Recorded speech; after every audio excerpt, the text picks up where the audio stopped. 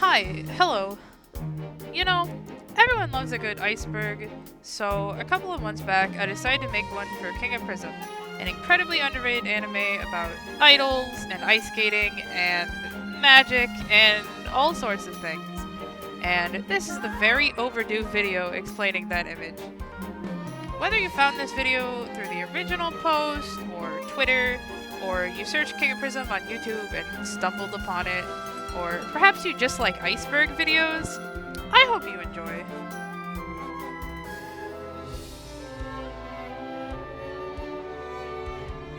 King of Prism is a sequel? King of Prism is officially a sequel and not a spin-off to 2013's Pretty Rhythm Rainbow Live, a children's show and the third and final in the Pretty Rhythm series. The characters from Over the Rainbow continue their stories from that show in King of Prism and the original 7 Girls cameo.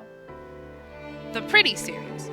The Pretty series is the broader series for AVEX / Takara Tomy / Sin Sophia owned kid idol shows including Pretty Rhythm, Pre-Para, Pre-Chan, Pre-Maji, iPre, and King of Prism. Before 2024, King of Prism was kept separate from the wider series despite being a sequel to one of the entries, but with the release of Dramatic Prism 1, it is now considered fully incorporated in the series. Tatsunoko Production. Tatsunoko Production is the animation studio that used to handle the Pretty series up until iPre. King of Prism stayed with Tatsunoko for Dramatic Prism 1, while iPre went to a different studio. Prism Jump. Part of the broader idol anime category for mid-performance appeals, a Prism Jump is a small flare or fan service done mid-performance. In-universe, they have different difficulties, and Prism stars often attempt to string multiple in a row. In King of Prism, this is often fan service for the theater viewers to cheer or respond to. Hachimitsu Kiss. In Pretty Rhythm Aurora Dream, Mian Takamine has a jump called Hachimitsu Kiss, or Honey Kiss, where she shakes her skirt and pots of honey come out of it. In King of Prism, Koji also jumps this jump, causing the honey pots to come out of his butt, leaving a lot of new fans confused or speechless. In the recently released Dramatic Prism 1, all 3 members of Over the Rainbow performed this jump. Shin Louis Kiss. The famous Prism jump where Louis kisses Shin and then drives a blade through both of them.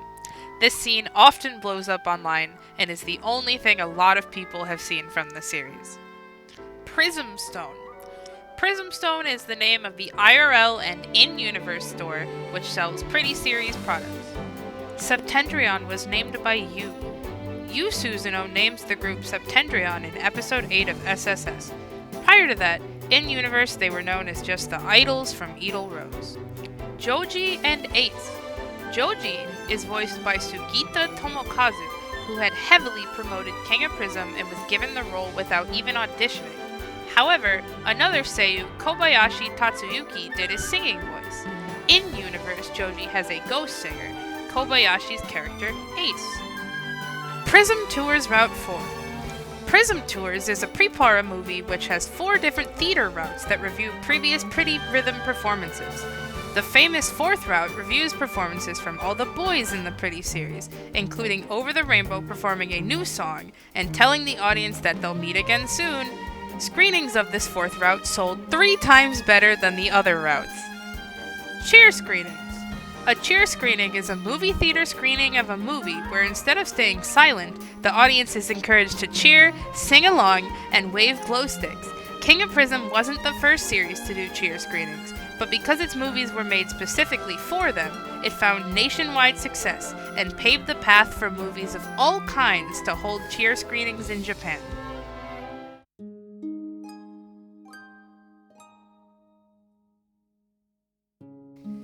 Bath scenes.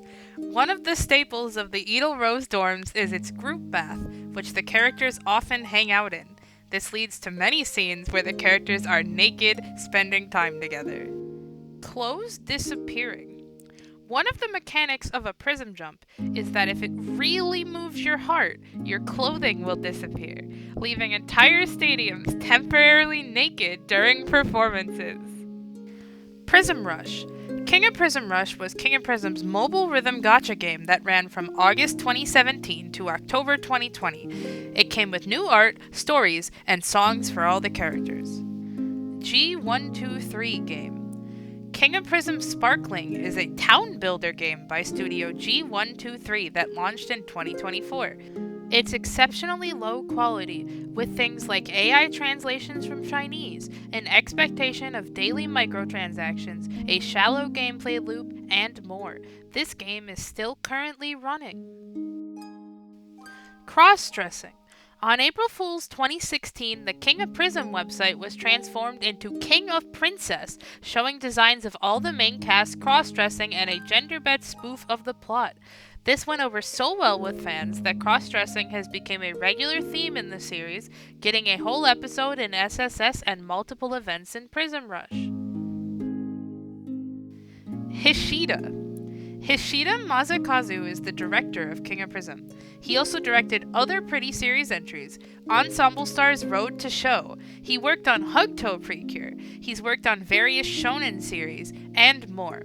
Hishida is known for putting everything he has into his shows and dedicated a lot of his life to King of Prism. He's on record saying that if Pretty Rhythm continued from Rainbow Live, he would have died from overwork.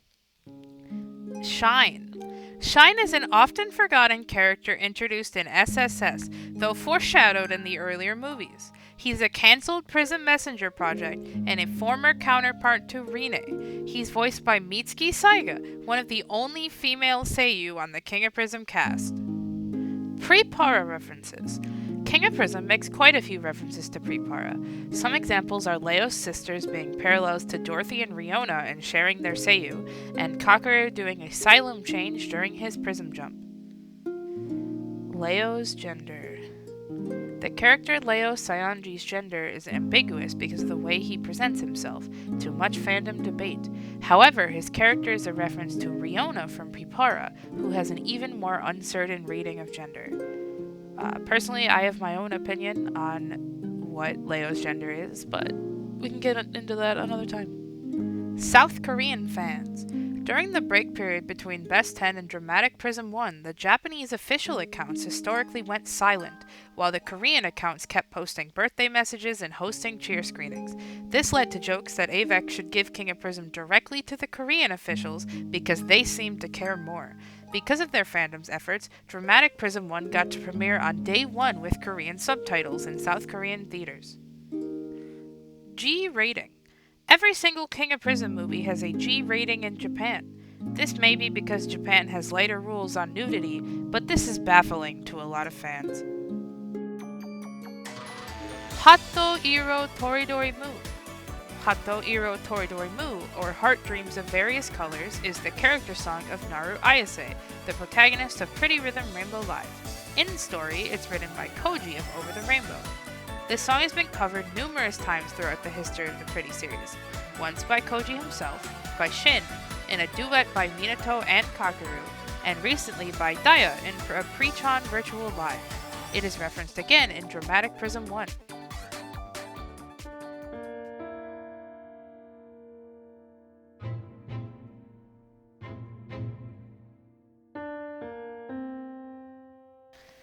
Over the Rainbow's sex jokes. Over the Rainbow is known for making a lot of adult jokes in their Prism jumps.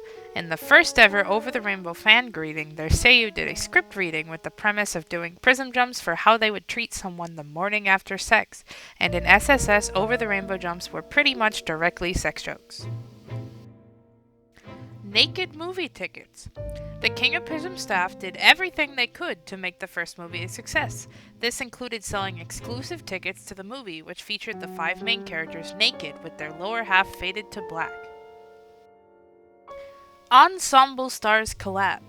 In June 2019, King of Prism collabed with OnStars Basic, giving the King Pre characters official models and OnStars, as well as cards and their own special story. English news article with Idolish 7.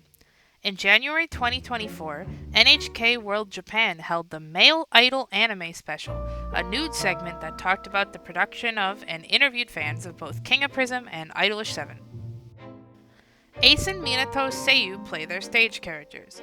King of Prism has 2 stage play adaptations, one that adapts the first movie and a second that attempts to adapt SSS and also tell its own story. Kobayashi Tatsuyuki and Igarashi Masashi both joined the stage cast to play their characters from the series. TRF cover songs. All of the SSS ending songs and famous King of Prism songs like Crazy Gonna Crazy and Boy Meets Girl are actually cover songs by the J-pop group TRF. Los Angeles Anime Film Festival. In 2017, the first King of Prism movie was screened with English subtitles at the Los Angeles Anime Film Festival. The official subtitles for this screening have never been released. Bad SSS subs. King of Prism Shiny 7 Stars is the only piece of the King of Prism franchise that has ever been officially released in English before the recent game. However, the subtitles have quite a few mistakes, misgendering and even misnaming important characters or translating things blatantly incorrectly. Examples of this are Otaha's name and the Prism Council saying Shine has turned versus the correct translation Shine has resurrected. Pre-X-Pre Party Screenings. In 2024, the official Pretty Series Twitter account announced the Pre-X-Pre Party child-friendly screenings, a set of King of Prism Dramatic 1 screenings that would play the movie after the first episode of iPre at a low volume, allow people to come and go freely, and hand out coloring books. SSS DVD Extras. Shiny 7 Stars came with a set of DVD extras that were never uploaded to Crunchyroll or given official subtitles. The Last Prism Messenger. The Last Prism Messenger, or 41, is a new character introduced in Dramatic Prism 1. Little is known about them at this time, though they might just be a time paradox. Prism Boys. Prism Boys refers to all the boys from the Pretty series, King of Prism, With, Dark Nightmare, Mario, and Truth. These groups cameo at the end of Dramatic Prism 1. Sometimes people also include the Callings and Love Mix in this name, but sometimes they don't.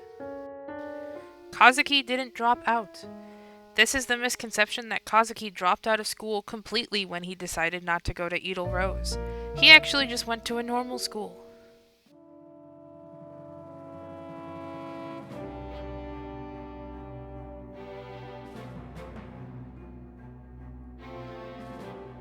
Shine at King of Prism Rose Party.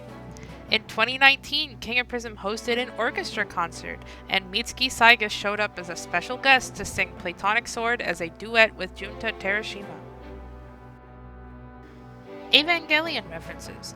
Hishida seems to be a big fan of 1997's Evangelion, as SSS has quite a few references to it, not limited to the title cards of the episodes being in English and formatted similarly, and the panels and entire view of the Prism world in SSS Episode 10.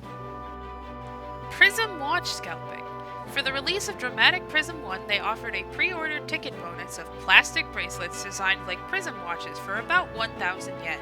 These sold out very quickly and were reposted on sites like Yahoo Auctions and Mercari for upwards of 6,000 yen. Directly after the watches sold out, officials said they planned to make more of them, and have since released more and have more characters, causing a fandom-wide campaign telling people to not buy from overpriced scalpers. YMT29. YMT29 is the name of Schwartz Rose's student idols, who themselves are divided into units.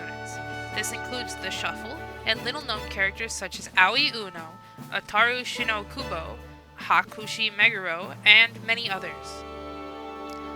Alexander isn't black? This is painful, but in SSS Episode 9, it's revealed that Alexander Yamato changed his skin color with makeup, or a spray tan, or some other method. This is a retcon, as in the past he had childhood art of him with his show skin color. Rakuten Ichiba collaboration. On August 16, 2024, Rakuten Cosmetics tweeted a preview image for an upcoming collaboration that was very clearly Shin and Louis, yet the tweet was barely noticed and not discovered by King of Prism fans until the collaboration was officially announced. Prism Yakuza. The Prism Yakuza is an early name given to adult Pretty Series fans. Nowadays, it's more likely that these fans go by the name Prism Elites. Alexander's solo song. This point could refer to one of three things. 1. Despite having two different songs he sings alone, the character Alexander Yamato does not have a solo song that isn't a cover of a TRF song. 2. Alexander has yet to hold a full solo performance without it being interrupted by Taiga. Or 3.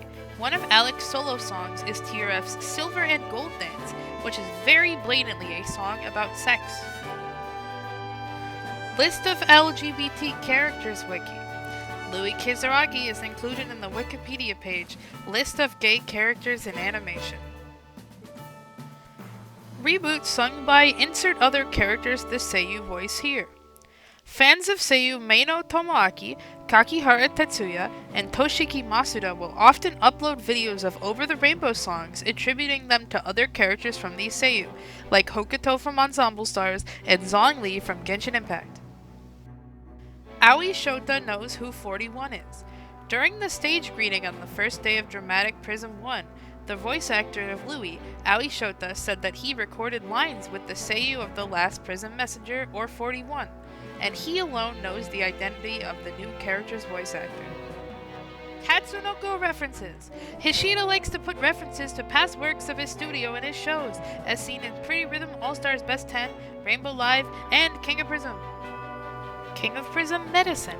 In 2017, King of Prism collabed with the medication brand Bufferin in an ad campaign that let you use your phone cameras to see the characters in AR if you scanned a box of the Bufferin medicine. Character backstories were planned from the very beginning. In June 2016, an article in 2D Star Volume 4 described things about the characters we wouldn't see animated for years, one of which being the exact details of Kakeru's room. Hishida's Twitter. Director Hishida has been at the forefront of a handful of Twitter-based dramas in the past. He used to tweet quite a few of his personal opinions, and because of the arguments he got into from then, he deleted his account and moved to Instagram. Currently he's back on Twitter with 2 accounts, a more professional one and one for his personal opinions, but he has a policy of completely deleting his account history every few months so people can't dig up things he said in the past and argue with him. Fairy Ranmaru. Fairy Ranmaru is a single-core 2021 anime directed by Hishida. Made during King of Prism's hiatus, it's a campy, beautiful mess of a BL that feels like Hishida is trying to scream his frustration with not being able to make the anime he wants because of audiences' tastes. Best 10 subtitles. King of Prism Des 10 was subbed by Tumblr user Ask Caruso Sio and has never been uploaded anywhere but Tumblr, often leaving new fans thinking the movie isn't subbed at all because of their difficulty to find.